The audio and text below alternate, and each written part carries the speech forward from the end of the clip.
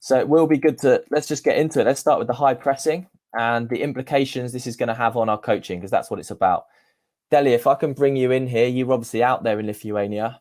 What was your take on this idea that there was a lot of high pressing in the tournament? Good evening, everyone.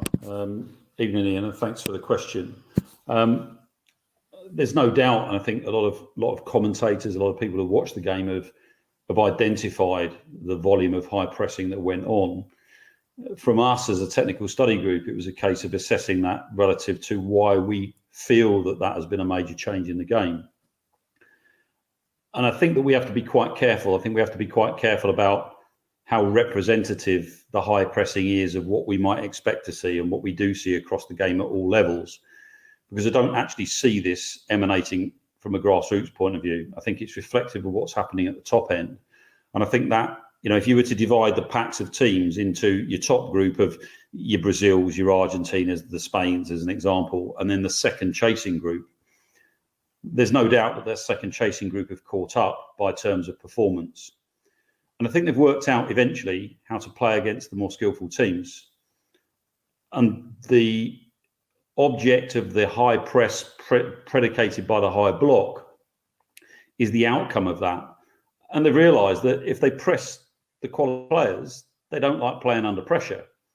And the high press is a consequence of teams where they've recognised maybe the only way to compete, because they don't have the technical capability within players, is to put the opponent under pressure. And we've seen some of that as being a response of not enough technical development going on in the national federations to develop better quality players. And there's a thread here, because I think it links with the other points that the lads have picked up as well about players that become multifaceted. So I think we have to be mindful and careful that we don't all of a sudden pick a trend that's perceived as a trend, but in fact, the trend is to try and win games rather than to develop better players.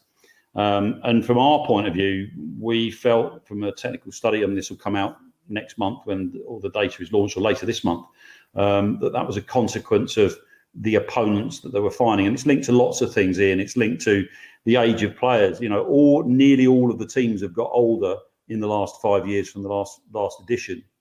Many of the teams have had the same player base, some of them skillful, some of them more skillful, but the same players that have been around for a while. So when you start wrapping everything up for that second chasing pack, that's where we saw lots of high pressing coming along.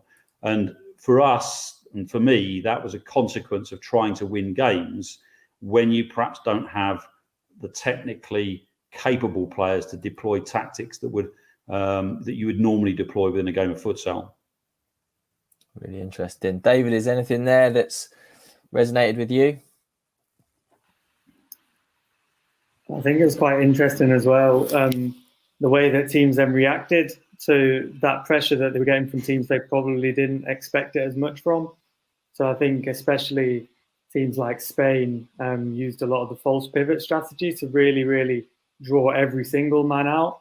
And then we saw a lot more circular runs, so to go in behind and then to try and lift over the top. And I think that's inevitably had an impact on the types of goal that were scored. So a lot of the one-touch finishes were from such direct play over the top. Teams weren't able to elaborate as much from deep. They really had to try and be a lot more direct to counter that individual press that we spoke about. Yeah, and just for those that aren't aware of some of that language, possibly false pivot, that's where we're talking about the striker player, the attacking target player, going to one side. Is that what you're saying? And leaving space on the other side of the court? Yeah, so a really good example of it, there's a player called Raul Gomez for Spain. So he's usually that striker player that you allude to, that pivot. And he was going really far wide, almost as a winger. And what that does is creates more of a four in a line strategy. And that allows them players to really break through that defensive line.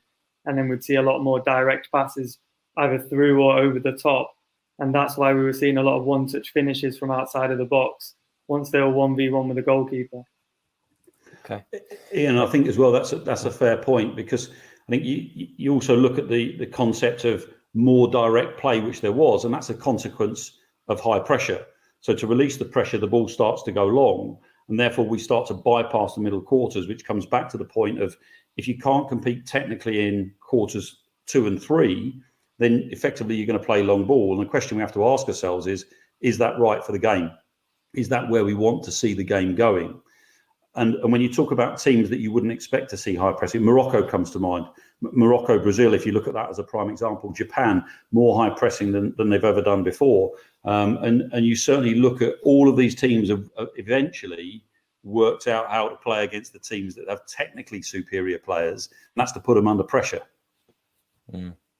So does that mean we might come on to that actually we need to make sure that we are even technically even better so that we can deal with that, so that we don't just have to go long? John, there's a question that's come in here from, again, prior to tonight, about how the out of possession strategies differ at the World Cup to what we see in domestic leagues. And I think Deli alluded to that a minute ago. What's your take as a domestic club coach? Do you see much pressing going on in the domestic game? And what's your take on that? I think it varies, like, depending on what country, of course, you're in. Is the sport professional in that country? How many times a week are those players or clubs training? I think it's, in England in particular, it's changed over the last 3 years, especially at the top division level. And that's probably down to a few factors in regards to, as Deli said there before, teams are now taking a different approach in regards to, if we can't match these players technically or tactically, at least we can match them physically. And it's trying to get low risk, high reward. So if your player gets beaten high up the court, there's still a lot of space to recover back. Whereas if they concede an error towards their own goal in a low block, I think people have started to realise that the errors are very highly consequential, that it's automatically a chance at goal and stuff like that. So the change already from club level 3 years ago to where it is now, we've already encountered a lot more teams are pressing us, as opposed to 3 years ago, those same teams would be sitting a little bit deeper. And again, that's probably down to the age group and the demographic in our league is getting younger. So these players are getting fitter naturally on court as well. They're training a lot more. So teams are going to utilize those strengths of the younger players and those characteristics to really thrive off that as well.